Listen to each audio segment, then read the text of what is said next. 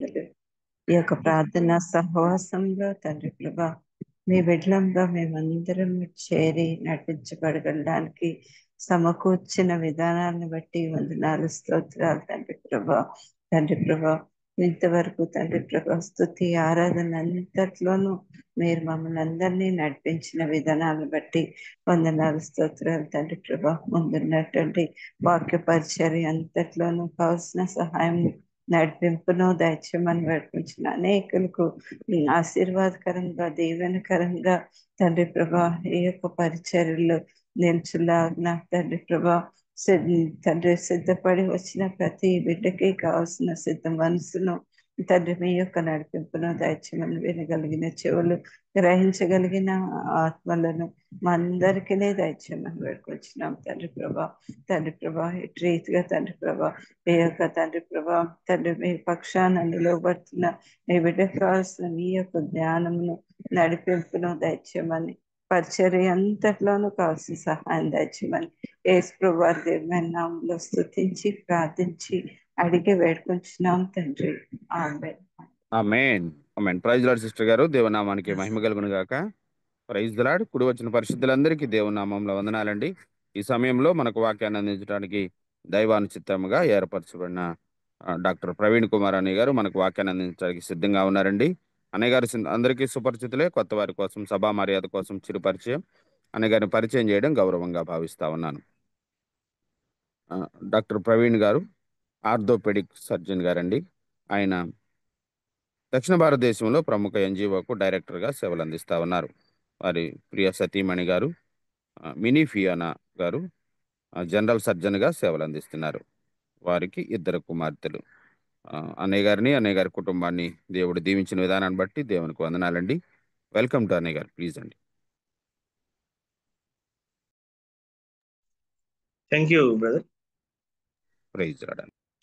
Praise Lord. ప్రభు అయిన యేసుక్రీస్తు నామంలో అందరికీ వందనాలండి.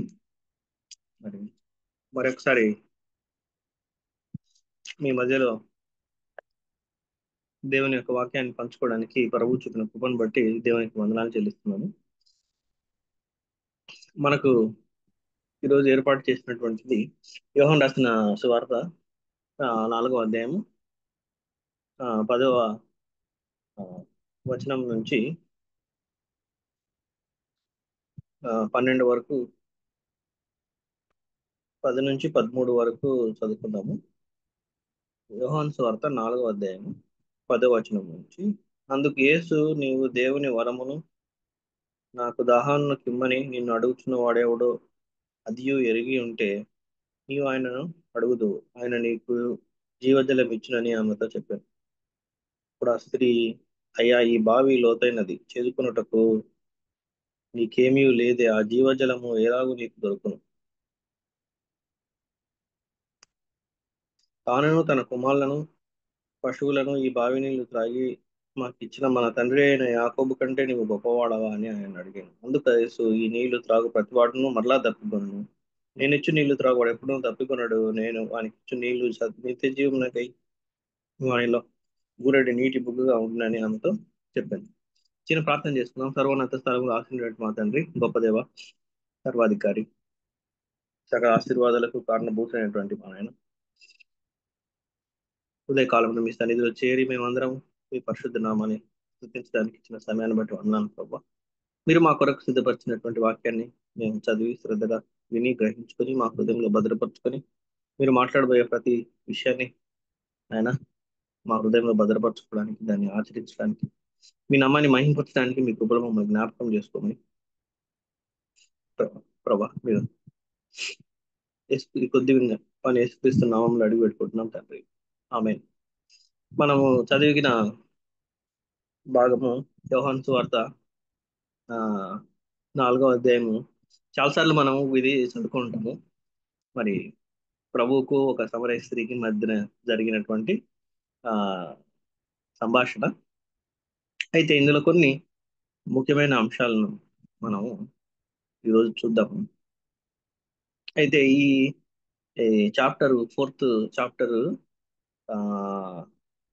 Longest conversation with any individual అని మనం చెప్పొచ్చు. ప్రభుతో లాంగెస్ట్ కాన్వర్జేషన్ శిష్యులు అయి ఉండొచ్చు, ఇంకెవరైనా ఉండొచ్చు. ఒక వ్యక్తితో ఎక్కువగా సంభాషించిన సందర్భం ఏదైనా ఉందంటే అది ఇదే. ఈ నూతన నిబంధనలో ఎక్కువగా సంభాషించినటువంటి సందర్భం ఒక వ్యక్తితో ప్రభు ఏదైనా ఉందంటే అది ఆ, ఇదే అని మనం చెప్పొచ్చు. ఈ చాప్టర్ అంతా కూడా సార్వభౌమాధికారి అయినటువంటి దేవుని కృపను గురించి ఆ, మరి ఆ, వెల్లడిపరిచేదిగా మనకు ఇది ఉంది. ఆ గమనిస్తే మనము స్టార్టింగ్ లో ఆయన యూదా దేశం విడిచి గలిలయ దేశమునకు తిరిగి వెళ్ళెను అని ఉంటది. ఆయన యూదయ దేశం విడిచి గలిలయ దేశమునకు తిరిగి వెళ్ళెను. ఆయన ఏసే బాప్తిస్మం ఇవ్వలేదు కానీ ఆయన శిష్యులు ఇచ్చుచుండేది. ఆయన సమరయ మార్గమున వెళ్ళవలసి వచ్చిన కనుక యాకోబు తన కుమారుడైన యేసు ఇచ్చిన భూమి దగ్గర ఉన్న సమరయలోని సుకార అనే ఊరికి వచ్చాను. 5వ వచనంలో ఉంటది. అయితే ఎందుకు ఈ ఊరి గురించి ఆ, చెప్తున్నానంటే ఈ సుకార అనే ప్రాంతము స్ట్రాటజిక్ ప్లేస్ లో ఉంటది. రెండు ఇంపార్టెంట్ రూట్స్, ట్రేడ్ రూట్స్ అన్నమాట. అంటే వాణిజ్యపరమైనటువంటి రూట్స్ ఒక చోట మీట్ అయిన చోట ఈ మరి యాకోబు యొక్క బావి ఉండడము. ఆ రెండు రూట్స్ కూడా ఒకటి ఆ కింద మరి యెరూషలేం నుంచి ఉత్తర భాగానికి మరి కపర్నహూం వెళ్ళే మార్గంలో అది ఒక వాణిజ్యపరమైనటువంటి రూటు. రెండోది ఆ ఎరికో నుంచి మెడిటరేనియన్ సీకి, అంటే ఈస్ట్ నుంచి వెస్ట్ కి, ఎరికో నుంచి మెడిటరేనియన్ సీ వరకు ఉన్న ఒక రూట్. ఆ రెండు రూట్స్ ఒక చోట మీట్ అవుతాయి. అక్కడనే ఈ సుకారా అనేటువంటి ప్రాంతం ఉంది. ఇంకా కరెక్ట్ ఎగ్జాక్ట్ గా మీటింగ్ పాయింట్ దగ్గరనే జేకబ్ వెల్, యాకోబ్ యొక్క బావి ఉన్నట్లు చరిత్రలో మనము మ్యాప్ లో కూడా అది చాలా క్లియర్ గా ఆ చూడొచ్చు. అయితే ఆ మరి గలిలయ ప్రాంతానికి వెళ్ళడానికి ఆ యూదయ నుంచి చాలా ఫాస్టెస్ట్ రూట్ ఏంద్రా అంటే ఇదే, సమరయలోని సుకార ప్రాంతం నుంచి వెళ్ళడం. అది చాలా ఫాస్టెస్ట్ రూట్ వాళ్ళు యూదయ నుంచి పైకి ఉత్తర భాగానికి గలిలయకి వెళ్ళడానికి. అయితే ఎంతో మంది ఆ, యూదులు ఆ మార్గం గుండా పోయేవాళ్ళు కాదు. ఎందుకంటే సమరయులు వాళ్ళకు ఆ తక్కువగా చూస్తారు. ఆ మార్గం గుండా పోయేవాళ్ళు కాదు. ఏం చేసేవాళ్ళంటే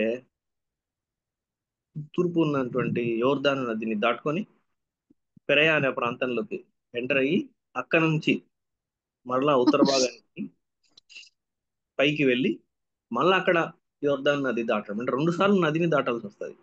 ఒకసారి ఈ నదిని దాటి వాళ్ళు పెరయ అనే ప్రాంతంలోకి వెళ్ళి ఉత్తర భాగాన్ని ల్యాండ్ మీద ఉత్తర భాగానికి వెళ్ళి అక్కడ నుంచి మళ్ళా నదిని దాటి గలిలే ప్రాంతానికి వచ్చేవాళ్ళు. సో అంటే ఆ సమరయాల ప్రాంతంలో కూడా నడవడానికి కూడా వాళ్ళు ఇష్టపడే వాళ్ళు కాదు. కొంతమంది ఆ యూదులు అంతా చుట్టూ తిరిగి రెండు సార్లు నదిని దాటి వాళ్ళు గలిలే ప్రాంతానికి వెళ్ళేవాళ్ళు. ఒకవేళ వెళ్ళవలసి వస్తే చాలా స్పీడ్గా ఆ ప్రాంతాన్ని దాటేవాళ్ళు, ఎవరితో మాట్లాడకుండా, ఎవరిని చూడకుండా. ఎందుకంటే సమరయులు వాళ్ళ దృష్టిలో హాఫ్ బ్రీడ్ అన్నమాట.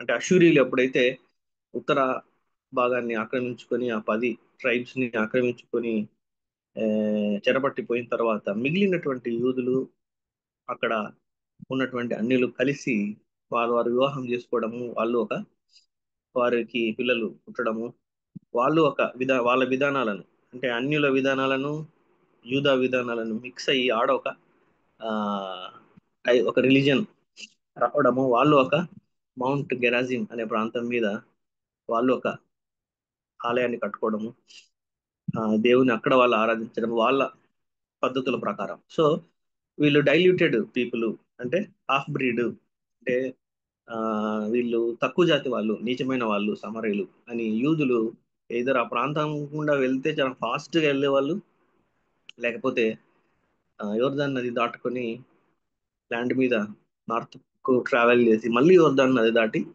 గల్లేకి వచ్చేవాళ్ళు. ఇదంతా ఎందుకు మరి చెప్తున్నానంటే జాగ్రఫికల్ థింగ్స్ అన్ని ఆ ఇవన్నీ కూడా మరి ఉమ్, అన్ని ఛాలెంజెసే ప్రభువుకు ఒక విధంగా మనము ఆ, చెప్పాలంటే ఆ, అక్కడ సమరయ స్త్రీని మీట్ అవ్వడం ఆయన it is not by chance. అది సమరయ స్త్రీని మీట్ అవ్వాలి అనేది దేవుని ఉద్దేశంలో గాడ్స్ విల్లో ఉంది కాబట్టి అన్ని అడ్డంకులను దాటుకొని అన్ని ఛాలెంజెస్ ను దాటుకొని ప్రభువు సుకర ప్రాంతానికి ప్రయాణమవుతాడు. ప్రయాణమై అక్కడ రీచ్ అయిన తర్వాత బాగా అలసిపోయి ఆడ కూర్చొని ఆమె కోసము ఎదురు చూస్తాం. మనం గమనిస్తే ప్రతి ఏది కూడా ఈ ఛాన్స్ జరిగింది కాదు, అన్ని కూడా దేవుని చిత్తానుసారంగా జరిగింది. శిష్యులు కూడా మనం అందులో గమనిస్తే వాళ్ళు ఆ, భోజనానికి ఊరికి వెళ్ళినట్టు తెలుస్తుంది. అక్కడ మనం చదివితే శిష్యులు 8వ వచనంలో ఆయన శిష్యులు ఆహారం కొనుటకు ఊరిలోనికి వెళ్ళి ఉండేది. అయితే రెండు డిఫరెన్సెస్ చూడండి. మన శిష్యులు ఆహారం తీసుకోవడానికి శారీరక సంబంధమైనటువంటి ఆహారం కొనడానికి ఊర్లోకి వెళ్తే ప్రభు ఆత్మ సంబంధమైనటువంటి ఆహారాన్ని అందించడానికి అక్కడ ఆ, ఎదురు చూస్తున్నాడు, వెయిట్ చేస్తున్నాడు. ఆ స్త్రీ కోసం ఆమెను ఏ విధంగా ఎన్కౌంటర్ చేయాలి, ఏ విధంగా ఆమెతో చె- మాట్లాడాలని. అది ఈ అధ్యాయంలోనే మనకు బాగా క్లియర్ గా కనిపిస్తుంది. ఏ వచనంలో అంటే 31వ వచనంలో ఆలోగా శిష్యులు బోధకుడా భోజనము చేయమని ఆయనను వేడుకొండ్రి. అందుకు ఆయన భుజించుటకు మీకు తెలియని ఆహారం నాకు ఉన్నదని వారితో చెప్పగా శిష్యులు ఆయన భుజించుటకు ఎవడైనా ఏమైనా తెచ్చనేమో అని ఒకనితో ఒకడు చెప్పుకొని యేసు వారిని చూచి నన్ను పంపిన వాని చిత్తము నెరవేర్చుటయు ఆయన పని తుదముట్టించుటయు నాకు ఆహారమై ఉన్నది.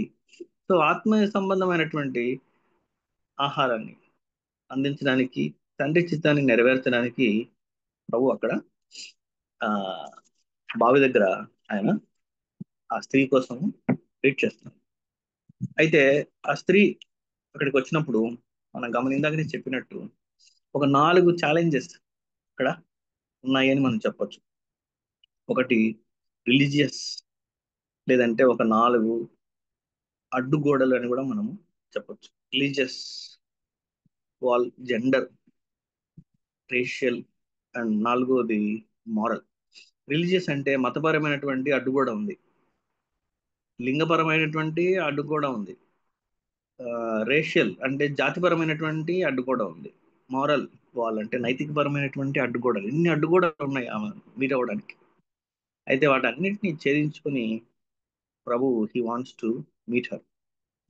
మనం కూడా ఆలోచిస్తే ఈ మతపరమైనటువంటి, జాతిపరమైనటువంటి, లింగపరమైనటువంటి ఛాలెంజెస్ ని, ఈ అడ్డుగోడల్ని ఛేదించుకొని ఎదుర్కొని కొన్ని కొన్నిసార్లు మనం కూడా దేవుని గురించి చెప్పడానికి, దేవుని గురించి తెలియజేయడానికి ముందుకెళ్తాం కానీ నైతికపరమైనటువంటి అడ్డుగోడని ఛేదించలేం. చాలాసార్లు ఇది ఒక పెద్ద ఛాలెంజ్. నైతికపరమైనటువంటి మారల్ వాల్, నైతికపరమైనటువంటి సవాలు, లేదంటే నైతికపరమైనటువంటి అడ్డుగోడ. ఎందుకంటే అది వెంటనే మనకు అరే ఆ వ్యక్తి చాలా పెద్ద తప్పు చేశాడు, అతనితో మనం వెంటనే అతని జడ్జి చేసి అతనితో మనము ఆ, ఎలా అతనితో మనం మాట్లాడగలం, ఎలా అతనితో సన్నిహిత్యం చేయగలం. చాలా పెద్ద తప్పు చేశాడు కదా, చాలా పెద్ద ఘోరమైనటువంటి తప్పులని చేశాడు, ఏ విధంగా అతన్ని మనం మాట్లాడగలము, లేదంటే అతనితో ప్రభు గురించి షేర్ చేయగలం. సో అక్కడ ఆగిపోతాం. మిగతావన్నీ మనం ఛేదించుకుని పోయిన నైతికపరమైనటువంటి ఆ, సవాలు అది ఛేదించడము ప్రభు శిష్యులుగా, మనుషులుగా మనకు కొంచెం కష్టమైనది. అది ప్రభు సహాయం చేస్తే గానీ ఆ నైతికపరమైనటువంటి మారల్ ఛాలెంజ్ ని మనం ఛేదించలేము. ఎందుకంటే ఆమెకు అన్ని మారల్ గా ఆమె చాలా డౌన్ గ్రేడెడ్ స్టేజ్ లో ఉంది. ఊర్లో వాళ్ళందరూ ఆమెను వెలివేస్తున్నారు. యూజువల్ గా పగలు కానీ సాయంత్రాల పూట కానీ అందరూ, స్త్రీలందరూ వచ్చి బావి దగ్గర నీళ్లు చేదుకొని పోతారు. ఒక మన చరిత్రలో చూస్తే ఒక 1.5 మైల్ దూరంలో ఉన్నట్లు ఆ ఊరి నుంచి ఆ బావికి రాయబడుతుంది. కరెక్ట్ గా 2 రూట్స్ మీట్ అయ్యే చోట ఆ బావి ఉంది. ఎవరైనా ఆ బావి దగ్గర ఆగి సేద తీరిపోయేవాళ్ళు ప్రయాణికులు. అయితే రెండు ఆ ఒక్కతే మధ్యాహ్నం పూట వస్తుంది అంటే అయితే మనం అర్థం చేసుకోవచ్చు నైతికంగా ఎంతమంది ఆమెను మాట్లాడకుండా ఆ వదిలేసినారు అనేది. అయితే ఆ ఎంత ప్రిజుడిస్ లేకుండా, అంటే పక్షపాతం లేకుండా ప్రభు యొక్క హృదయం మనం ఇక్కడ చూడొచ్చు. అన్నిటిని ఛేదించుకొని ఆ స్త్రీని మీట్ అవ్వాలి. ఆమె ప్రభు కోసము కాలేదు, ఆమె నీళ్ళ కోసం వచ్చింది. అయితే ప్రభు ఆమె కోసం అక్కడికి ఆ వచ్చినాడు. మనం చూస్తే కాన్వర్జేషన్ చాలా సింపుల్ గా స్టార్ట్ అవుతుంది. వాళ్ళిద్దరి మధ్య కాన్వర్జేషన్ చాలా సింపుల్ గా, will you give me some water, నాకు కొంచెము మీరు నీళ్లు ఇస్తారా అని. ఆ నాకు దాహానికి ఆయన ఇమ్మని ఆమెను అడిగాను. 7వ వచనం ఉంటుంది, సమరయ స్త్రీ ఒక నీళ్లు చేదుకున్నట్టు అక్కడికి రాగా యేసు నాకు దాహానికి ఇమ్మని ఆమెను అడిగాను. Will you give me some water. మనం బాగా గమనిస్తే అక్కడ ప్రభువు చాలా దాహంతో ఉన్నాడు. ఆయనకు కావలసిన నీళ్లు ఆమె దగ్గర ఉన్నాయి. అయితే ఆమెకు కావాల్సిన నీళ్లు ప్రభు దగ్గర ఉన్నాయి. ఆమెకు కావాల్సిన వాటర్ ప్రభు దగ్గర ఉన్నాయి. ప్రభు దాహం దాహం వేసింది. ఇంకోటి, ఆయనకు తెలుసు నాకు దాహం వేసింది, నాకు నీళ్లు కావాలా. బట్ ఆ స్త్రీకి దాహం వేసింది కానీ ఆమెకు నీళ్లు కావాలి అనేది ఇంకా ఆమెకు అప్పటికి తెలీదు. సో వన్ డిఫరెన్స్ మనం బాగా గమనించగలిగితే, ఆయనకు కావాల్సిన వాటర్ ఆమె దగ్గర ఉన్నాయి. ఆమెకు కావాల్సిన ఇంకా విలువైనటువంటి water, that is living water, జీవజలము ప్రభు దగ్గర ఉంది. ఆమెకు దాహం ఉంది కానీ but she don't know that she is thirsty. Just knows that he is thirsty అని మనము ఆ, చెప్పొచ్చు. అయితే మనం 9 నుంచి 15 కొంత ప్రాముఖ్యమైనటువంటి మాటలు అక్కడ రాయబడ్డాయి. ఆమె ఏముంటుంది 9వ వచనంలో, ఆ సమరయ స్త్రీ, యూదుడు అయిన నీవు సమరయ స్త్రీ నేను నన్ను దాహమునకిమ్మని ఎలాగ అడుగుతున్నావు అని ఆయనతో చెప్పాను. ఏలే అనగా యూదులు సమరయులతో సాంగత్యము చేయరు, చాలా నీచంగా వారిని చూస్తారు, తక్కువ వారిగా చూస్తారు. ఆ వాళ్ళు అన్యులతో కలిసి ఏ, వారి కుటుంబాలు మరి ఆ దేవుణ్ణి వారి విధానంలో ఆరాధిస్తున్నారు అనేది వాళ్ళకి. ఇంకా చెప్పాలంటే వారికి కేవలం ఫస్ట్ 5 బుక్స్ మాత్రమే ఉంటాయి వాళ్ళ దగ్గర, ఆ సమరయ్య వాళ్ళు. అయితే ఇక్కడ 10th వర్స్లో మనం ఒక ఇంపార్టెంట్ కండిషన్స్ ను చూస్తాం. 10th వర్స్ మనం చూస్తే, అందుకు యేసు నీవు దేవుని వరమును నాకు దాహమునకిమ్మని నిన్ను అడుగుతున్న వాడెవడో అదియు ఎరిగి ఉంటే నీవు ఆయనను అడుగుదు, ఆయన నీకు జీవజలం ఇచ్చునని ఆమెతో చెప్పాను. సో ఒక స్త్రీ, ఒక సమరయ స్త్రీతో ఆ, చాలా డైరెక్ట్ కాన్వర్జేషన్ లో ఒక కాంప్లెక్స్ స్టేట్మెంట్ ప్రభు పాస్ చేస్తాం. జస్ట్ మీట్ అయ్యి ఆమెను ఒక నిమిషం కూడా అయిండదేమో, దాహమునికి ఇమ్మని అడిగినాడు. ఆ తర్వాత ఒక స్టేట్మెంట్ ఆయన పాస్ చేస్తున్నాడు. ఏంటంటే 2 కండిషన్లు పెడుతున్నాడు. నీకు జీవజలం కావాలి, if you want living water you need to have 2 conditions. ఒకటి, to know the gift of, దేవుని వరము తెలిసి ఉండాలి. దేవుని వరం ఏంటో నీవు తెలుసుకొని ఉండాలి. రెండోది, to know who Jesus is, యేసుక్రీస్తు ప్రభు వారు ఏంటో నువ్వు గ్రహించి ఉండాలి. ఏమంటాడు అక్కడ, మళ్ళా చూద్దాం. నీవు దేవుని వరమును నాకు దాహమునకిమ్మని నిన్ను అడుగుతున్న వాడెవడో అదియు ఎరిగి ఉంటే నీవు ఆయనను అడుగుదువు, ఆయన నీకు జీవజలం ఇచ్చునని ఆమెతో చెప్పాను. So knowing the gift of God, మొట్టమొదటి కండిషన్ దేవుని యొక్క వరమును తెలుసుకొనుట, knowing the gift of God. రెండోది నోయింగ్ హూ జీసస్ ఇస్, ప్రభువును ఎరిగి ఉంటా. ఆ రెండు తెలిసి ఉంటే రిజల్ట్ ఏంటి? ఆ రెండు తెలిసి ఉంటే asking Jesus for living water. ఆ రెండు తెలిసి ఉంటే నీవు నన్ను నాకు జీవజలం ఇమ్మని అడుగుతావు. మొట్టమొదటి మనం చూస్తే knowing gift of God. Knowing gift of God is understanding that is God's gift to those who ask. అంటే ఇది దేవుని యొక్క బహుమానము అడిగిన వాళ్ళకు. మరి గాడ్స్ గిఫ్ట్ ఏంటంటే అడిగిన వారికి ఆయన ఇచ్చే బహుమానము అని నువ్వు అండర్స్టాండ్ చేసుకోవడమే it is gift of God. Simple గా చెప్పాలంటే unless we understand what God offers us, we will never ask for it. అంటే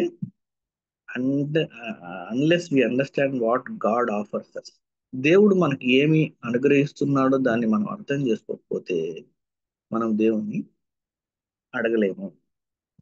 సో ఆయన ఏమి ఆఫర్ చేస్తున్నాడో ఆమెకు అర్థం కాలేదు. ఇట్ మనం గమనిస్తే యేసు ప్రభు ఆమెకి ఏమి ఆఫర్ చేస్తున్నాడో ఆమెకు అర్థం కాలేదు. అందుకే ఎంతో మంది రక్షణ వారి దగ్గరికి వచ్చినా కానీ వారు దాన్ని స్వీకరించలేకపోతున్నారు. ఎందుకంటే they don't understand what God is offering to them. ప్రభు వారికి ఏమి ఆఫర్ చేస్తున్నాడో వారు గ్రహించలేదు కాబట్టే రక్షణ వారి దగ్గరకు వచ్చినా కానీ ఎంతో మంది ఈరోజు దాన్ని తిరస్కరిస్తున్నారు.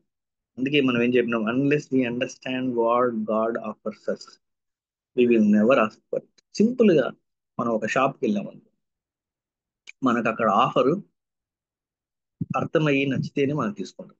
మనకు అది ఆఫర్ అర్థం కాకపోతే, అది నచ్చకుంటే మనం అక్కడ తీసుకోం. సో దేవుడు ఏం అనుగ్రహిస్తున్నాడు అనేది మనం అర్థం చేసుకోకపోతే we will never ask for it, మనం దాన్ని అడగం.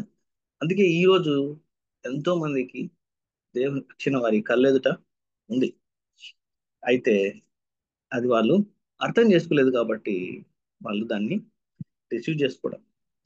ఇంకా ప్రభువు చేత రక్షింపబడిన తర్వాత మనము ఆ ఎన్నోసార్లు మనకు కూడా దేవుడు ఎన్నో అనుగ్రహిస్తాడు, ఎన్నో ఆఫర్లు ఆయన మనకు ఇస్తాడు ప్రభు చేత రక్షింపబడిన తర్వాత. అయితే ఎట్లా, how can we understand what God is offering to us? ఏ విధంగా మనం అర్థం చేసుకోలేం దేవుడు మనకి ఏం ఆఫర్ చేస్తున్నాడని? సింపుల్, ఇది చాలా కష్టమైనది కాదు. ఎప్పుడైతే మనం ప్రభుతో టైం స్పెండ్ చేస్తామో పరిశుద్ధాత్మ దేవుడు మనకు చెప్తుంటాడు, అరే నీ ముందు రెండు ఆఫర్లు ఉన్నాయి. ఒకటి చాలా కష్టమైనది, నువ్వు చాలా ఇరుకైన మార్గంలో వెళ్ళాలి, చాలా ఇబ్బందులు పడతావు, కానీ నీకు దేవుడు తోడుగా ఉంటాడు ఈ మార్గంలో నువ్వు వెళ్తే. ఈ మార్గంలో నువ్వు వెళ్ళడం వల్ల ఉన్నతంగా నువ్వు ఒక మెట్టు ఎక్కుతావు, ఆత్మీయంగా ఒక మెట్టు ఎక్కుతావు, దేవుని గురించి లోతుగా తెలుసుకుంటావు. సో నీ ముందు రెండు మార్గాలు ఉన్నాయి. ఒక మార్గము నిన్ను ఆత్మీయంగా ఉన్నత స్థితికి తీసుకుపోతుంది, ఒక మార్గము శారీరకంగా నిన్ను ఉన్నత స్థితికి తీసుకుపోతుంది. నువ్వు దీన్ని తీసుకో. Take this route which is difficult, take this route which you will grow spiritually అనేది మనకి ఎవరు చెప్పేదంటే పరిశుద్ధాత్మ దేవుడే. పరిశుద్ధాత్మ దేవుడు మనకు తెలియజేస్తాడు. గాడ్, దేవుడు ఇచ్చిన ఆఫర్ ని అండర్స్టాండ్ చేసుకునే శక్తి మనకు లేదు.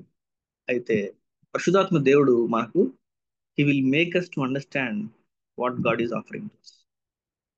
అలా పరిశుద్ధాత్మ దేవుడు మనల్ని చేయాలంటే మనం చేయాల్సిందంత ఒకటే, మనము we need to spend time with God, understand what God is. పలానా సందర్భంలో ఏం ప్రభు నన్ను చేయమన్నాడు, ఏం ఆయన చిత్తానికి ఏంటి, ఎలా నేను నెరవేర్చాలి అనే తపన మనలో ఉంటే పరిశుధాత్మ దేవుని అడిగితే ఆలోచనకర్త అయినటువంటి ప్రభువు తప్పకుండా మనల్ని గైడ్ చేస్తాడు.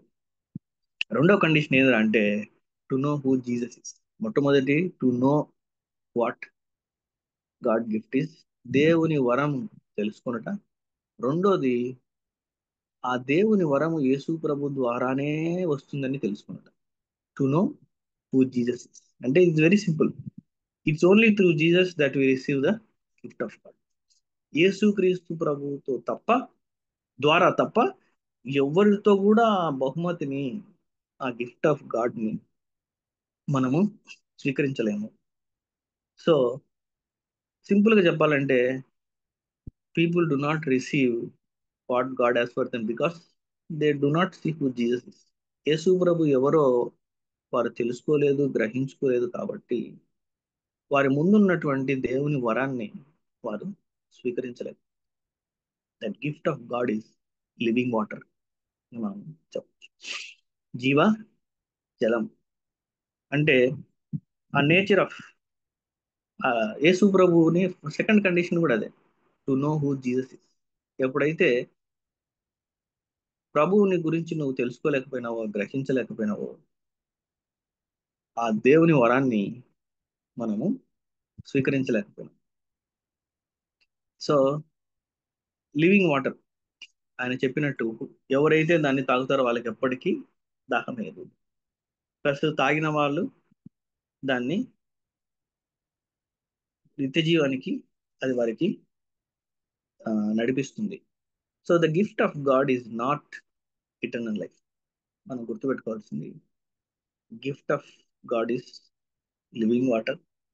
ఆ జీవజలాన్ని ఎవరైతే స్వీకరిస్తారో వాళ్ళు నిత్య జీవంలోకి నడిపించబడతారు. అంటే the result of having living water will lead to eternal life. అంటే ఆ జీవజలాన్ని పొందుకున్న మనము దాన్ని ఇంకా పొందుకొని, ఇంకా పొందుకొని, ఇంకా పొందుకొని, అది ఫుల్ అయ్యి ప్రవహించి ఇతరులు కూడా అందులో సేద తీరేంత ఫుల్ అయినప్పుడు అది మనల్ని నిత్య జీవంలోకి నడిపిస్తుంది. ఇటర్నల్ లైఫ్ అనేది అది మనము ఇంకా సింపుల్ గా చెప్పాలంటే, ప్రభువును ఆయన పంపించిన తండ్రిని తెలుసుకోవడమే నిత్య జీవం అని కూడా మనం చదువుకున్నాం. సో ఆ లివింగ్ వాటర్, సింపుల్ గా చెప్పాలంటే, if you know Jesus you will have Jesus in your life అని ఆమెకు ప్రభు చెప్తున్నాడు. ఒక లైన్ లో దీనికి చెప్పాలంటే, if know Jesus you will have Jesus in your life. అంటే నీ ముందున్నటువంటి యేసు ప్రభువుని నువ్వు తెలుసుకొని గ్రహించుకుంటే, దేవుని వరంగా పంపించబడినటువంటి యేసు ప్రభువు నీ జీవితంలో ఉంటాడు. లేదంటే నా జీవితంలో, మన జీవితంలో ఆయన ఉంటాడు. So Jesus is the living water himself అని మనం చెప్పొచ్చు. ఈ ఈ ఈ ఈ భాగంలో ఆయన is the living water and he is offering himself. తను తాను ఆఫర్ చేస్తున్నాడు. అమ్మా, నీవు నీ ముందున్నటువంటి ప్రభువును నువ్వు తెలుసుకుంటే, దేవుని వరంగా రాబోయే, దేవుని వరంగా ఇవ్వబోయే ప్రభువు నీ హృదయంలో నివసిస్తాడు. ఎప్పుడైతే ఆయన నీ హృదయంలో నివసిస్తాడో, నీ హృదయంలో జీవ జల నదులు ప్రవహిస్తాయి. ప్రవహించి పొరలి ఎంతో మందికి అది, ఎంతో మంది ఆ ఆత్మీయంగా ఎంతో మందికి ఉపయోగపడుతుంది అనేది అక్కడ ఆ దాని యొక్క ఆ మాట యొక్క సారాంశం. 10th వర్స్ యొక్క సారాంశం ఏంటంటే, అదే, if you know Jesus and Jesus will live in you. So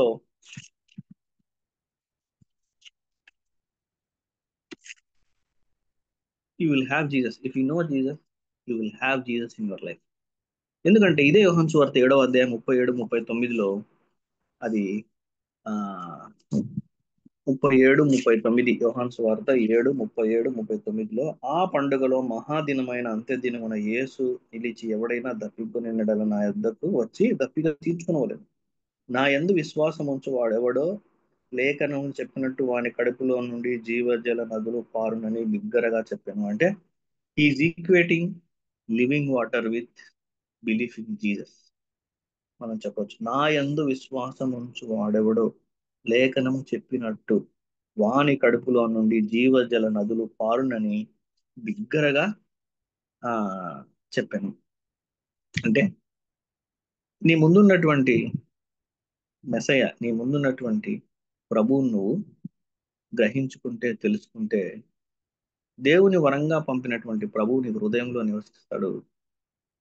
నీవు ఆయనను విశ్వసించితే నీ హృదయంలో ఆయన నివసించి జీవల జల నదులు ప్రవహించేలాగా ఆయన ఆ చేస్తాడు. మనం అనుకోవచ్చు ఇక్కడ పరిశుద్ధాత్మ గురించి చెప్తున్నాడు కదా అని. పరిశుద్ధాత్మ, Holy Spirit God is the essence of living water. అంటే జీవజల నదులకి, జీవజలానికి ఒక సారాంశం ఎవరంటే పరిశుద్ధాత్మ దేవుడే. కానీ ఆ జీవజల నదులు పొందుకునే ప్రాసెస్, ఆ ప్రాసెస్ లో ముగ్గురు ఇన్వాల్వ్ అయినారు. It is God the Father, Christ, I mean Son, and Holy Spirit the God. సో ముగ్గురు ఒకరే దేవుడు, అయితే త్రీ డిస్టింక్ట్ రోల్స్ ఉన్నాయి వాళ్ళకి. ఇన్సపరబుల్ అంటే వాళ్ళని వేరు చేయలేము. They are all coequal and coeternal అని చెప్పచ్చు. అంటే అన్ని ఈక్వల్, సమానులు, ప్రతి విషయంలో సమానులే. ఆ, కానీ వాళ్ళు డిస్టింక్ట్ రోల్స్ చేయడానికి మనము ఆ ముగ్గురుగా ఎగ్జిక్యూట్ చేస్తున్నారు.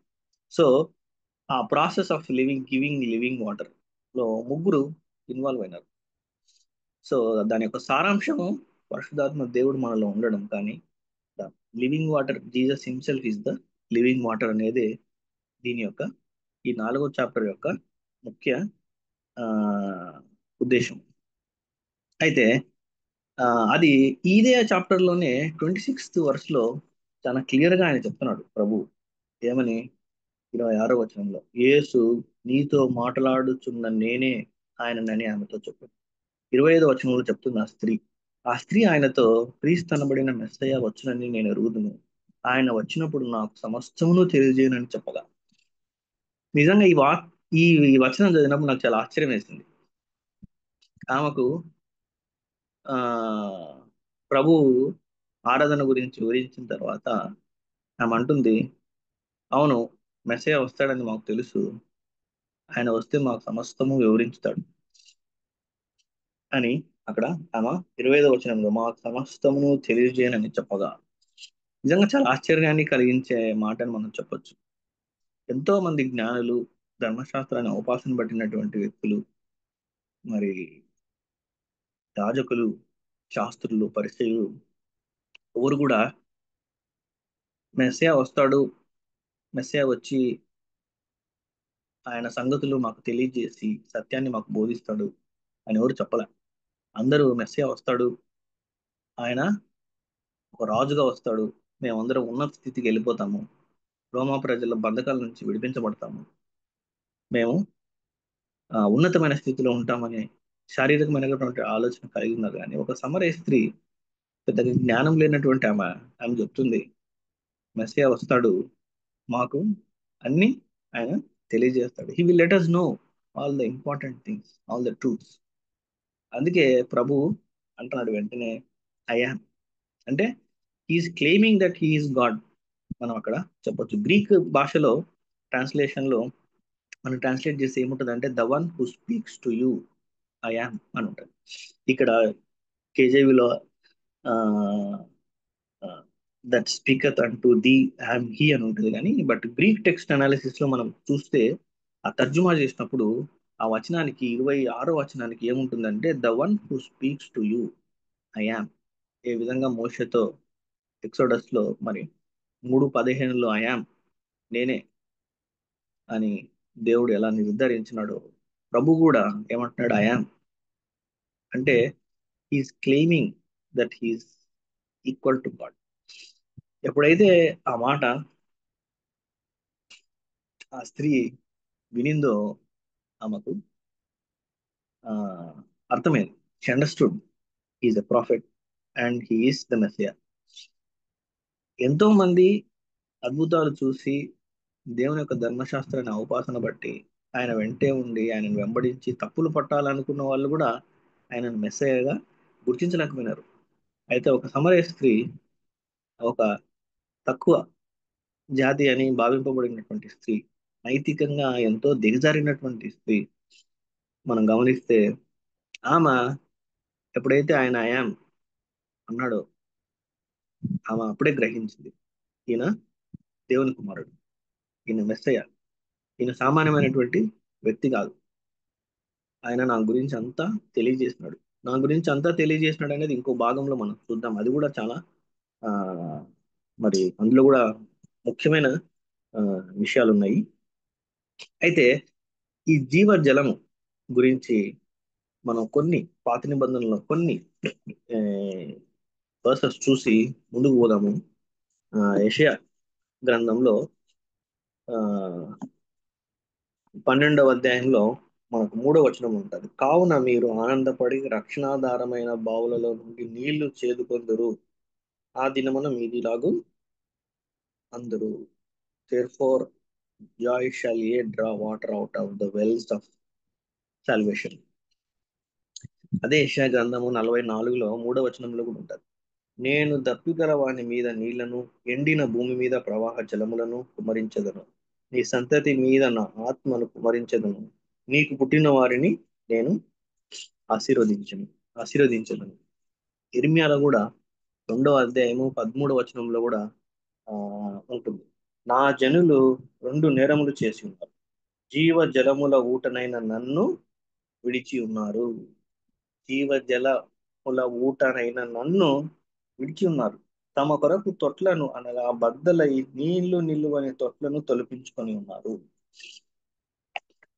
జీవజలమైన నన్ను సమృద్ధిగా ఆత్మీయ అవసరాలను తీర్చే నన్ను వదిలేసి పగిలిపోయే తొట్లను టెంపరీగా వాళ్ళు ఆ జనులు నన్ను విడిచి ఏర్పాటు చేస్తున్నారు. సో లివింగ్ వాటర్ అంటే ఇట్ ఈస్ నాట్ ఓన్లీ పరిశుద్ధాత్మ దేవుడు, హోలీ స్పిరిట్ కాదు, ముగ్గురు. అందులో ముగ్గురు ఉన్నారు. ఇంకా క్లియర్ గా చెప్పాలంటే Jesus is the living water himself. ఆయనే ఆ జీవజల ఊట. తర్వాత ఇర్మియా గ్రంథంలో కూడా 17వ అధ్యాయంలో కూడా 13వ వచనంలో ఒక మాట ఉంటారు. ఇశ్రాయేలునకు ఆశ్రయమా, యెహోవా నిన్ను విసర్జించి వారందరూ సిగ్గునందుదురు. నా ఎడల ద్రోహము చేయువారు యెహోవా అను జీవ జలముల ఊటను విసర్జించి ఉన్నారు గనుక వారు ఇసుక మీద పేరు రాయబడిన వారుగా ఉందరు. ఇదే ఇర్మియా గ్రంథము 18వ అధ్యాయం 14వ వచనంలో, లెబనోను పొలములోని బండ మీద హిమం ఉండుట మానున, దూరము నుండి పారుతున్న చల్లని జలములు పారక మానున. దూరము నుండి ప్రభువు విడిచిపెట్టినారు. ప్రభువును జీవజలమైన యెహోవాను విడిచిపెట్టి తప్పుదోవ పడినాడు. కానీ ఆయన ఏమంటున్నాడు చూడండి, దూరము నుండి పారుచున్న చల్లని జలములు పారక మానున. అయితే నా ప్రజలు నన్ను మరిచి ఉన్నారు, మాయకు ధూపము వేయుచున్నారు, మెరకవేయబడిన దారిలో తాము నడవలనని పురాతన మార్గములైన త్రోవలలో తమను తాము తొట్టిల్ల చేసుకుని, అయినా I will not stop giving my water. ఆ తర్వాత అలాగే జకర్యాలో కూడా 13వ అధ్యాయంలో, ఆ దినమున పాపమును అపవిత్రతను పరిహరించుటకై దావీదు సంతతి వారి కొరకును యెరూషలేము నివాసుల కొరకును ఊట ఒకటి తీయబడును. అదే జకర్యా గ్రంథం 14వ అధ్యాయంలో 8వ వచనంలో కూడా ఒక మాట, ఆ దినమున జీవ జలములు యెరూషలేములో నుండి పారి సగము తూర్పు సముద్రమునకును సగము పడమటి సముద్రమునకును దిగును. వేసవి కాలం మందును చలికాలం మందును అలాగుననే జరుగును. అయితే ఈ లివింగ్ వాటర్ మనం పొందుకోవాలంటే it's very simple. We have to believe in Jesus. We have to know who Jesus is. If you know who Jesus is, Jesus you will have Jesus in your life. అంటే it's very simple. దేవుని ప్రభువుని మనం తెలుసుకుంటే, గ్రహించుకుంటే, దేవుని వరమైనటువంటి ప్రభువు గ్రహించుకొని విశ్వసిస్తే దేవుని వరమైనటువంటి ప్రభువు మన హృదయంలో నివసిస్తాడు. అందుకే ఒక చోట ఏమైనా అంటే ఈ water it fulfils all our spiritual needs. అంటే it is a water of salvation, water of forgiveness, water of grace. అంటే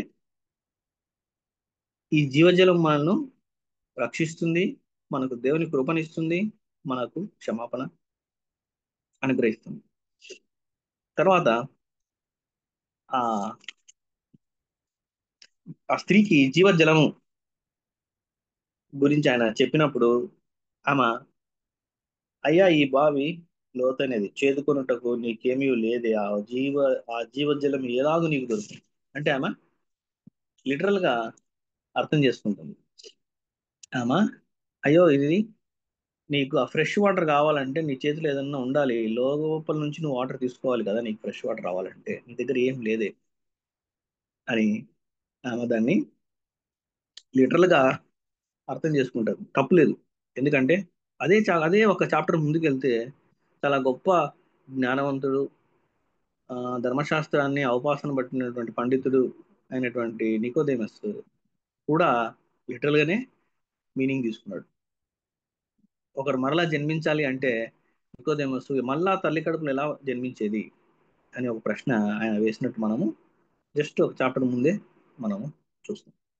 సో ఆ జ్ఞానము లేనటువంటి సమర స్త్రీ, సామాన్యురాలైనటువంటి సమర స్త్రీ లిటరల్ గా మీనింగ్ తీసుకోవడంలో ఏమీ తప్పు లేదు. అయితే ప్రభు అక్కడితో ఆమెను వదిలేలా. She is persisting. ఖచ్చితంగా ఆమెకు ఆమెతో మాట్లాడి ఇంకా బాగా గమనిస్తే ఎంత ఒక కాన్వర్జేషన్ ని ఎంత స్మూత్ గా స్టార్ట్ చేసి, ఒక ఆలోచనతో ఒక ప్రశ్న వేసి, ఒక ఇంక్విజిటివ్నెస్ ఆమెకు క్రియేట్ చేసి, ఆమెకు జీవజలం గురించి ఎక్స్ప్లెయిన్ చేసి, ఆమెలో ఉండే తప్పును ఎంతో సున్నితంగా ఎత్తి చూపడం అనేది ఒక great lesson for us to deal. ఎట్లా ప్రభువుని ఇతరులకు తెలియజేయాలనేది చాలా ఒక పెద్ద పాఠం అని చెప్పొచ్చు ఈ చాప్టర్. చాలాసార్లు మనం ఏం చేస్తామంటే వెంటనే నువ్వు చాలా నీచమైన పని చేసినావు, నువ్వు పాపాత్మురాలివి, ప్రభువుని నమ్ముకుంటే నువ్వు పరలోకానికి వస్తావు, లేకపోతే నశించిపోతావు పో అని మనం వెంటనే ఏం చేస్తాము, ఆ మన అప్రోచ్ అట్లుంటది. కానీ approach of Jesus is complete గా డిఫరెంట్. చూడండి, ఆమెకు ఫస్ట్ ఒక పాజిటివ్ గా ఆమెకు అన్ని ఎక్స్ప్లెయిన్ చేసిన తర్వాత చాలా సున్నితంగా ఆమె తప్పులను ఆయన ఎత్తి చూపించినాడు. సో మనం కూడా ఈ ఈ అప్రోచ్ నేర్చుకోవాలి. ఎట్లా ఎట్లా డీల్ చేయాలి. ప్రభు మనకు తప్పకుండా సాయం చేస్తాడు. అయితే వి షుడ్ బి ప్రిపేర్డ్. అంతేగాని ఎత్తుకోవడం స్టార్టింగ్ లోనే నువ్వు నీ అంత పాపాత్మురాలు లేదు, ఇప్పుడే నువ్వు ప్రభుని నమ్ముకో, లేకుంటే నశించిపోతావు, నరకంలో పడిపోతావు. అలా కాదు.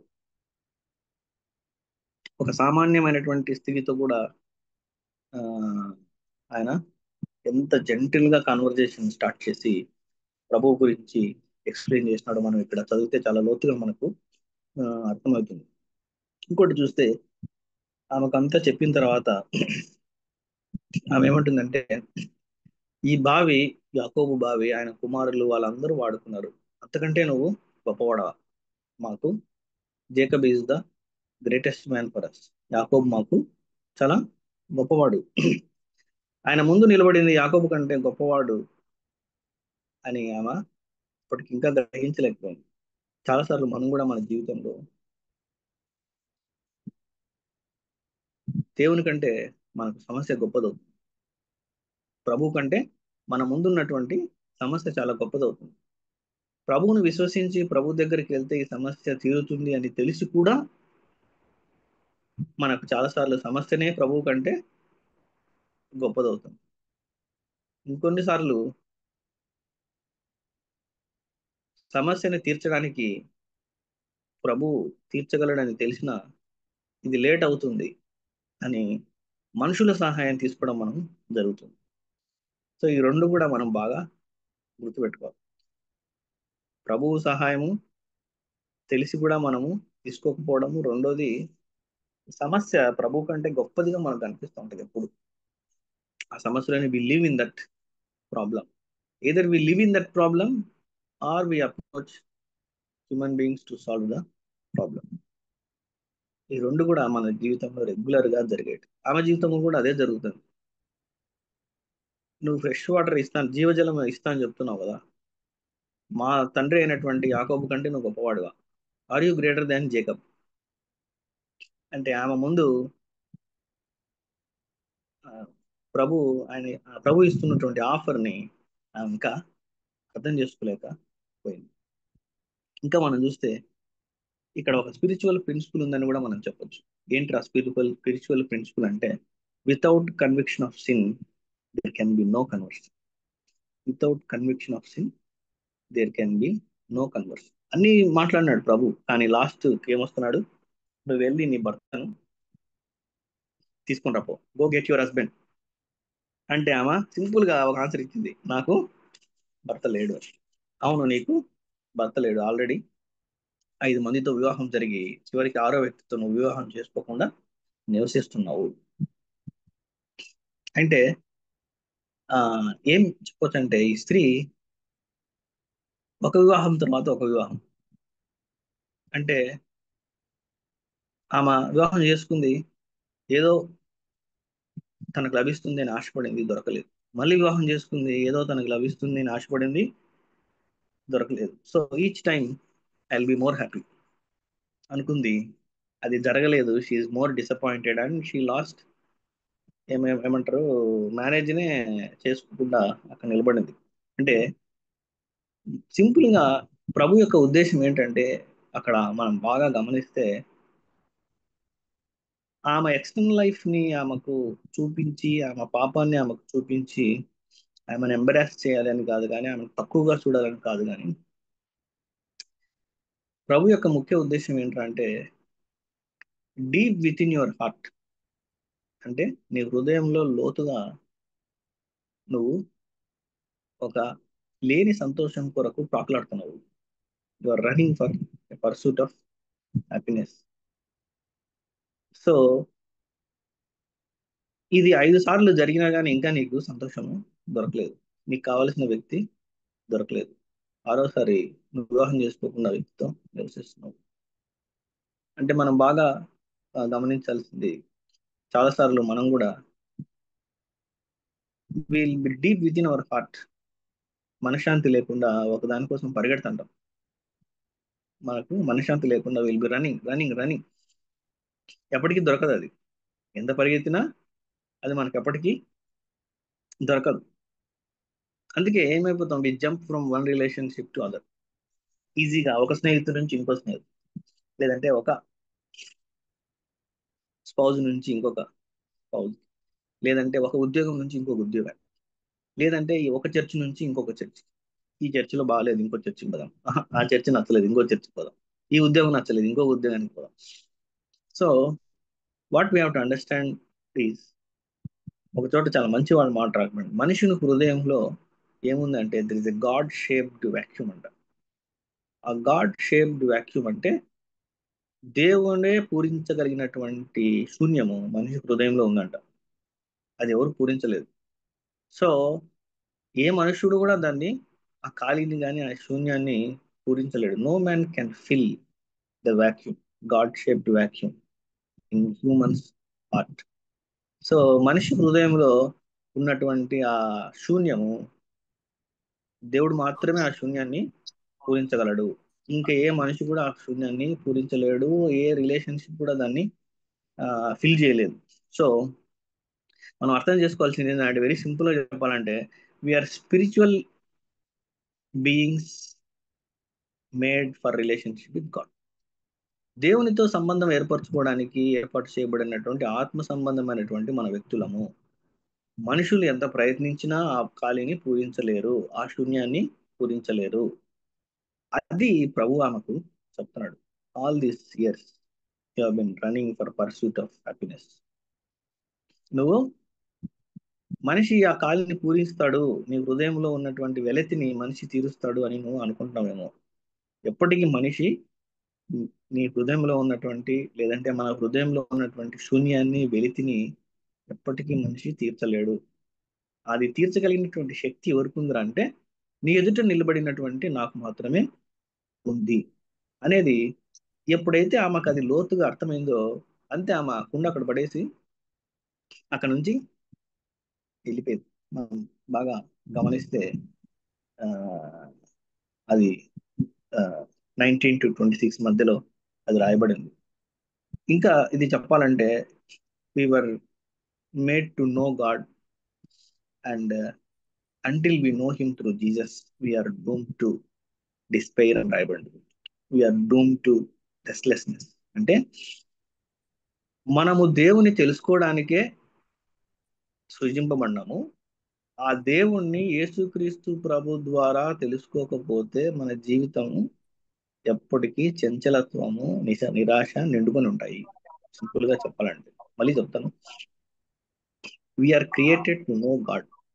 దేవుని తెలుసుకోవడానికి, దేవుని గ్రహించుకోవడానికి, ఆయన ఆరాధించడానికి మనము సృజింపబడినాము. అది యేసుక్రీస్తు ప్రభు ద్వారానే మనం తెలుసుకోగలము. అలా తెలుసుకోకపోతే మన జీవితంలో చంచలత్వం, నిరాశ నిండుకొని ఉంటాయి. ఎప్పుడైతే ప్రభువుని తెలుసుకుంటామో, ఆ గాడ్ షేప్డ్ వాక్యూమ్ అంటే దేవుడు మాత్రమే పూరించగలిగినటువంటి ఆ శూన్యము, ఆ ఖాళీ, ప్రభువు దాన్ని నింపుతా వస్తాడు. నింపుతా వస్తాడు. That is living water. Jesus himself is living water. అయితే ఆ కన్వర్జేషన్ లో మనము 19-26లో ఆమె అడుగుతుంది, ఏది ప్రభువా, ఏది సరైనటువంటి ఆరాధన? మౌంట్ గెరాజిం మీద మేము కట్టుకున్నామే, అది గొప్పదా? లేదంటే యెరూషలేములో మీరు కట్టుకున్నారు కదా, అది గొప్పదా అని అడుగుతాను. ప్రభు చెప్తున్నాడు, అమ్మ రాబోయే కాలం ఉంది, ఏం జరుగుతుంది? అది గొప్పది కాదు, ఇది గొప్పది కాదు. ఆత్మతోనూ సత్యముతోనూ ఆరాధించే వాళ్ళే గొప్పవాళ్ళు అని ఆయన చెప్తున్నాడు. అయితే మనము ఎప్పుడైతే ఆమె మెస్సయ్య ఈయనే అని గ్రహించుకుందో, చెప్తుంది, ఊరికి పరిగెత్తుకుంటూ వెళ్ళి చెప్తుంది. నా గురించి ఆ, మనం చదవచ్చు 4th చాప్టర్లో 29. మీరు వచ్చి నేను చేసినవన్నీ నాతో చెప్పిన మనుషుని చూడుడి, ఈయన క్రీస్తు కాడా అని ఆ ఊరి వారు చెప్పగా, మీరు వచ్చి నేను చేసినవన్నీ నాతో చెప్పినవాడు. చూస్తే which told me all things that ever I did. That ever I did అంటే ఆ all things that ever I did అంటే, నీకు 5 మంది భర్తలు ఉన్నారు, వారిని వదిలేసి నువ్వు ఆరో వ్యక్తితో ఉంటున్నావు, ఇవి కాదు. Deep down with in your heart, నీకు లోతైన నీ హృదయంలో నీవు ఒక వెలితుంది, ఒక శూన్యం ఉంది. నీకు ఒక సంతోషం కొరకు నువ్వు ప్రాకులాడుతున్నావు. నువ్వు ఎంత ప్రాకులాడినా మనుషులు దాన్ని నీకు ఇవ్వలేకపోతున్నారు. అది కేవలము నీ ఎదుట ఉన్నటువంటి ప్రభు మాత్రమే ఇవ్వగలడు. ఆమె హృదయ లోతులో ఉన్నటువంటి ఆ శూన్యాన్ని, ఆ వెలితిని, ఆ సంతోషం లేని సంతోషాన్ని ఎత్తుకునే, లేదంటే ప్రాకులాడే ఆ తత్వాన్ని ఆయన నాకు తెలియజేసినాడు. కమ్ అండ్ సి అంటున్నాను చాలా సింపుల్ గా. Come and see which told me all things that ever I did and is not this is the price అక్కడ రాయబడు. అయితే శిష్యులు వచ్చినారు. శిష్యులు వచ్చి చూసి ఏం మాట్లాడకుండా సైలెంట్గా ఉన్నారు. ఏం మాట్లాడకుండా సైలెంట్గా ఉండి, ఎందుకు స్త్రీతో మాట్లాడుతున్నావు, దట్టు సమర స్త్రీతో ఎందుకు మాట్లాడుతున్నారు, ఏం నా గురించి ఏం మాట్లాడలేదు. మనం చూస్తే ఈ ఈ ఎన్కౌంటర్ లో సువార్త యొక్క శక్తి ఎంత బలమైనది అనేది మనం చూడొచ్చు. ఒక లెసన్ అనమాట ఇది, సువార్త యొక్క శక్తి, ద పవర్ ఆఫ్ గాస్పెల్.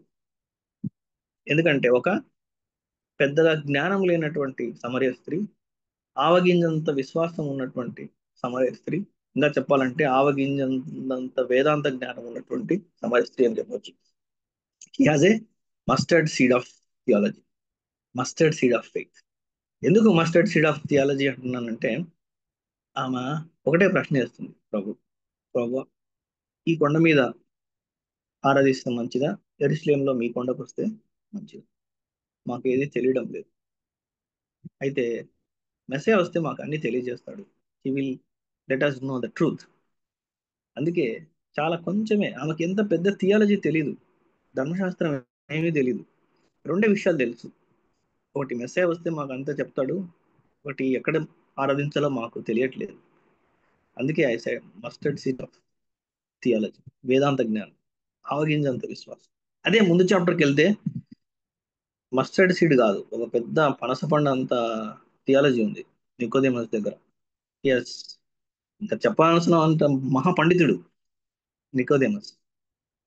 ఈ రెండు క్యారెక్టర్స్ మనం కంపేర్ చేస్తే, Nicodemus has come to Jesus, Jesus went to Samaritan women.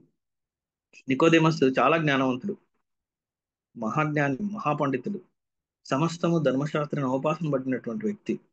అయితే సమరయ స్త్రీకి ఏమీ తెలియదు.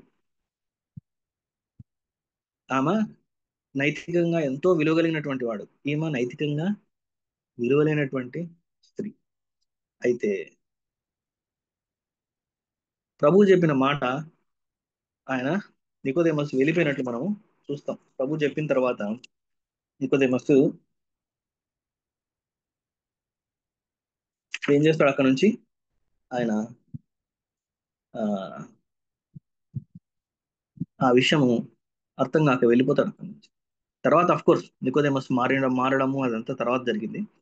But when you look at these two characters, the most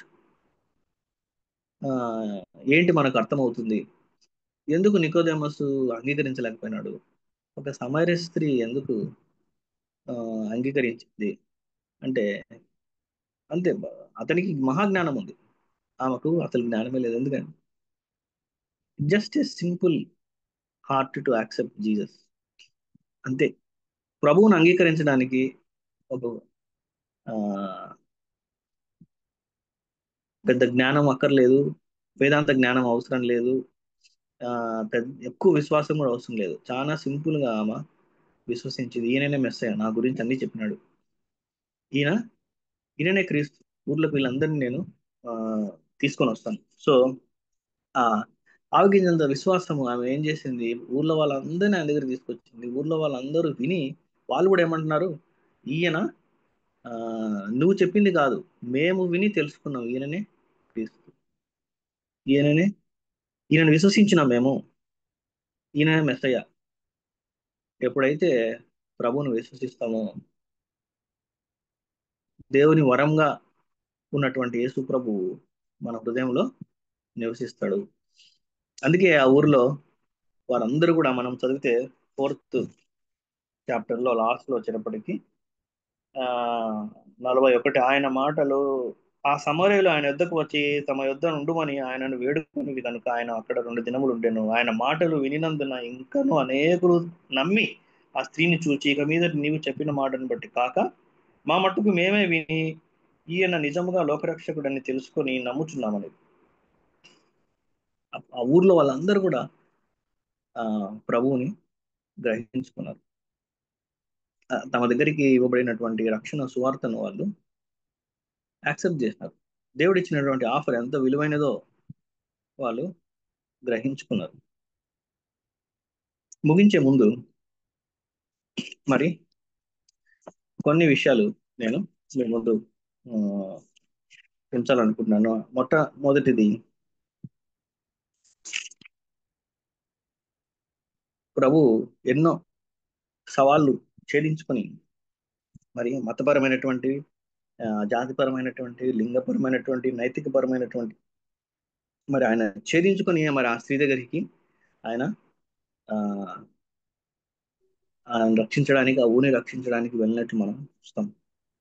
ఆ, రెండవది, ఆ కండిషన్స్, జీవజలం మనం రిసీవ్ చేసుకోవాలంటే there are 2 conditions. One is knowing gift of God, knowing who Jesus is, అంటే దేవుని వరం ఏంటో తెలుసుకోవడము, ప్రభువును ఎరిగి ఉండడము. ఆ రెండు తెలుసుకుంటే ఏమవుతుందంటే, మనమే ఆ లివింగ్ వాటర్ మనమే అడుగుతాం, ప్రభా నాకు ఇంకా కావాలి, ఇంకా కావాలి. ఆయన తను వెల్లడిపరుచుకుంటూ ఉంటాడు. ఇంకా ఇంకా ఇంకా మనం తెలుసుకుంటున్నాం ప్రభువు గురించి. సో సింపుల్ గా దాన్ని మనము చెప్పాలంటే, if you know Jesus you will have Jesus in your life. ఆయనే ఆ జీవజలము. ఆ జీవజలము మరి ఎప్పుడైతే ప్రభువు నువ్వు తెలుసుకుంటావో, దేవుని వరమైనటువంటి ఆయన మన హృదయంలో తెలుసుకొని విశ్వసిస్తావో, దేవుని వరమైనటువంటి ఆయన మన హృదయంలో నివసిస్తాడు. He will live in us. So పరిశుద్ధాత్మ దేవుడు ఈ ద ఎసెన్స్ ఆఫ్, మనం ఇందాక చెప్పినట్టు, దిస్ లివింగ్ వాటర్. అయితే ఆ లివింగ్ వాటర్ ని ఇచ్చే ప్రాసెస్ లో ముగ్గురు ప్రియక దేవుడు ఆయన ఇన్వాల్వ్ అయ్యి ఉన్నాడు. అందుకే మనము యోహాను సువార్త 7:37-39లో ఆ రెండు కూడా, ఎవరైతే నన్ను విశ్వసిస్తారో వారికి ఆ జీవజలము ఆ, ఇవ్వబడుతుంది. ఆ తర్వాత ఆ స్త్రీ యొక్క పాపాన్ని ఆయన ఒక spiritual principle, without conviction of sin there can be no convert. ఎందుకంటే పాపం మనం ఒప్పుకోకపోతే మనము మరి మారు మనసు మనము పొందలేం. అయితే ఆ స్త్రీ తన పాపాన్ని ఆమె తెలుసుకుంది. నా గురించి ఈయన అన్ని చెప్తున్నాడంటే ఈయన గొప్ప వ్యక్తి, ఈయన ఈయననే మెస్సయ్య అని గ్రహించి ఊర్లోకి వెళ్ళి అందరినీ ఆమె తీసుకొస్తుంది. అయితే నా గురించి ఆయన చెప్పినాడంటే దాని గురించి, ఆమె గురించి అంటే మనం దాన్ని లోతుగా ఆలోచించాలి. అది it is deep with in our heart. ఆమె హృదయంలో ఉన్నటువంటి వెలితి ఏంటి, ఆమె హృదయంలో ఉన్నటువంటి ఈ ఆ శూన్యాన్ని ఎవరు దాన్ని పూరించగలరు, ఎవరు దాన్ని ఆ గ్యాప్ ని లేదంటే ఆ ఖాళీని, ఆ శూన్యాన్ని ఎవరు నింపగలరు? అది మనుషులు ఎవరు నింపలేరు. దేవుడు మాత్రమే దాన్ని నింపగలడు. ప్రభు మాత్రమే దాన్ని నింపగలడు. నీ ఎదుటిన్న వ్యక్తిని నువ్వు విశ్వసించు, ఆయన నీ హృదయంలో నివసిస్తాడు అని ఒక స్త్రీ కొరకు ఆయన అక్కడ వెళ్ళడము, ఆ ఊరందరూ ఆయన మరి ఆ దేవుని ప్రభువుని అంగీకరించడము మనం ఇక్కడ చూస్తున్నాం. ఆ మనం కూడా మన జీవితాల్లో మరి ఆ ప్రభువును గ్రహించుకొని ఆయన మీద లోతైన విశ్వాసం కలిగి మరి ఇంకా ఆయన మనకు జీవజలం మనం పొందుకుంటున్నాం ప్రతిరోజు విశ్వసించిన వారము. ఎవరైతే విశ్వసించలేదో వారు తప్పకుండా వాళ్ళు గ్రహించాల్సింది ఒకటి, ఎప్పుడైతే యేసుక్రీస్తు ప్రభువుని విశ్వసిస్తారో ఆయన మన హృదయంలో నివసిస్తాడు. ఆయన మన పాపాలను క్షమించగలిగినటువంటి లోకరక్షకుడు. ఈ విశ్వసించిన వాళ్ళకు తెలుసుకోవాల్సింది ఏంటంటే ప్రతిదినము మనము దాన్ని ఆ we should fill that cup. ఆ కప్పు నింపగలిగినటువంటి ఎవరంటే Jesus himself. He himself is the living water. మరి ఆ ప్రభువును మన హృదయంలో భద్రపరుచుకొని దినదినము మరి మరి ఆ జీవజలాన్ని మనం నింపుకోవడానికి పరిశుద్ధాత్మ దేవుడు మనకు సహాయం చేయను గాక. ఆమేన్. ఆమేన్. థ్యాంక్ యూ డాక్టర్ గారు, మరి చాలా చక్కని థ్యాంక్ యూ. వర్తమానం అందించినందుకు. మరి స్త్రీ యేసు ప్రభు మధ్య జరిగిన సంభాషణలోని అనేక ఆత్మీయ సత్యాలను మాకు వివరించి మమ్మల్ని ఎంకరేజ్ చేసినందుకు వర్చువల్ ప్రేయర్ ఫ్యామిలీ తరఫున మీకు ప్రత్యేక వందనాలు తెలియజేస్తున్నానండి. మన మధ్యలో ఉన్న పాస్టర్ మురళీ బాబాయ్. థ్యాంక్ యూ డాక్టర్ గారు. పాస్టర్ మురళీ బాబాయ్ గారు ముగింపు ప్రార్థన, పర్లోక ప్రార్థన ఆశీర్వాదం ఇవ్వాల్సిందిగా కోరుతున్నానండి. ప్రార్థన చేసుకుందామండి. దయగలిగిన తండ్రి, కృపగలిగిన యేసురక్షక, మీ బంగారు పాదాలకు వందనాలు స్తుతులు చెల్లిస్తున్నాం. ఆయన ఉదయకాల వేళలో మీ దేని రాష్ట్రాలు డాక్టర్ గారు నిలువ పెట్టుకున్నారు. మీ ప్రియబడిన సిలువ చాటును మరుగుపరిచి సమరయ స్త్రీ జీవితం నుండి కొన్ని సత్యాలను మీరు మాకు బోధించిన విధానాన్ని బట్టి మీకు వందనాలు స్తోత్రాలు చెల్లిస్తున్నాము. అయినా ఇంకా మీ దాసుల్ని ఇంకా బలంగా వాడుకోమని ప్రార్థిస్తున్నాము. అయినా వారి పట్ల, వారి కుటుంబం పట్ల మీరు దాచిన మేలు వారికి అనుగ్రహించమని కూడా ప్రార్థిస్తున్నాం. మనైనా మా దేవ, ఈ జూమ్ కూడికలో పార్టిసిపేట్ చేసిన ప్రతి బిడ్డను మీరు ఆశీర్వదించండి, దీవించండి. ఆయన ఆత్మీయంగా బలపరచమని ప్రార్థిస్తున్నాము. ఆయన అనేక మంది వ్యాధిగ్రస్తులుగా ఉన్నారు. అటు వారందరినీ మీరు దర్శించండి, మీ దక్షిణ హస్తంతో తాకండి, సంపూర్ణమైన స్వస్థత మీరు అనుగ్రహించమని కూడా ప్రార్థిస్తూ ఉన్నాం. మనైనా మా దేవ, ఈ జూమ్ కుడికిని ఏర్పాటు చేసి మమ్మందరిని ఉదయకాల వేళ ప్లాట్ఫామ్ చేస్తున్నటువంటి ప్రీతముడు బాబీని బట్టి, బావికి సహకరిస్తున్నటువంటి తేజాను బట్టి, అలాగే స్వరూపును బట్టి, నేను అలాగనే జానసన్ను బట్టి, నేను ఝాన్సీని బట్టి, అలాగనైనా ప్రసిద్ధమును బట్టి కూడా మీ పాద సన్నిధికి వస్తున్నాం. ఈ బిడ్డలందరూ కలిసి నాయన మమ్మల్ని అందరినీ నేను ఆత్మీయంగా బలపరచడానికి సాధనాలుగా వాడబడుతూ ఉన్నారు. వారిని దీవించండి, ఆశీర్వదించండి. అలా ఇచ్చం కూడిగా జీవితకాలం కొనసాగడానికి సహాయం చేయమని కూడా ప్రార్థిస్తున్నాం. ఇప్పుడు కూడా ఆగిపోకుండా జీవితకాలం కొనసాగటానికి నేను సహాయం దయచేయమని ప్రార్థిస్తున్నాం. అలా తిరిగి మేము మా పని పాటలకు బయలుదేరి వెళ్తూ ఉండగా సహాయాన్ని అందించండి. మార్గాలలో త్రోవలలో తోడుగా ఉండండి. సహాయాన్ని అందించమని ప్రార్థిస్తున్నాము నాయన. మమ్మల్ని అందరినీ కూడా మీ పాసనిధికి రావడానికి సరైన రీతిలో మమ్మల్ని మలచమని, మన వాక్యానుసారమైన జీవితాన్ని మాకు అనుగ్రహించమని, మా కొరకు శిలువలో తన ప్రాణాన్ని వెలిగిపెట్టిన మా ప్రభువును, మీ ప్రియ కుమారుడు, లోక రక్షకుడు, ప్రాణ విమోచకుడు యేసు ప్రభువు వారి అతి శ్రేష్ఠ నామాన అడిగి వేడుకొని ప్రార్థిస్తున్నాను తండ్రి, ఆమేన్.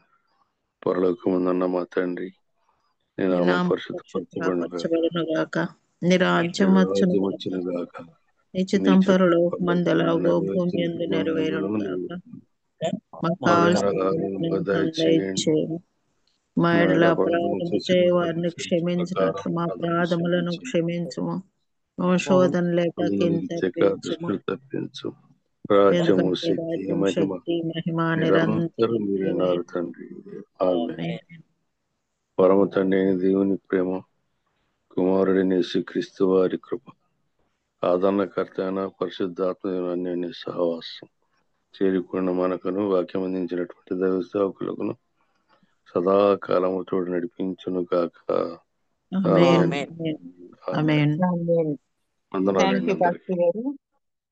థ్యాంక్ యూ అండి. ప్రార్థించిన పాస్టర్ మురళీ బాబాయ్ గారికి, వాక్యం అందించిన డాక్టర్ ప్రవీణ్ కుమార్ గారికి ప్రత్యేక వందనాలు తెలియజేస్తున్నానండి. ముగించుకుందామండి. డాక్టర్ గారు చెప్పిన వాక్యాలు ఇంకా చాలా ఉన్నాయండి యూట్యూబ్ లో. బాబి రత్నాకర్ అని టైప్ చేస్తే సార్ ఫోటోతో సహా వారు చెప్పిన మెసేజెస్ అన్ని మీకు అందుబాటులో ఉంటాయండి. దయచేసి వినియోగించుకోవాల్సిందిగా కోరుతున్నానండి. ముగించుకుందామండి. హ్యావ్ ఎ నైస్ డే అండి. జాయిన్ అయిన అందరికీ వందనాలండి. థ్యాంక్ యూ అండి.